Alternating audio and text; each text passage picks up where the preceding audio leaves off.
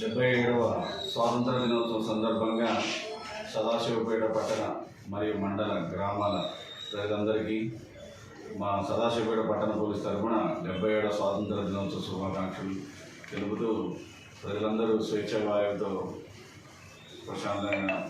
జీవించాలని కోరుకుంటూ మా సదాశివపేట పట్టణ పోలీస్ తరఫు నుంచి స్వాతంత్ర దినోత్సవ శుభాకాంక్షలు తెలియజేస్తున్నాను.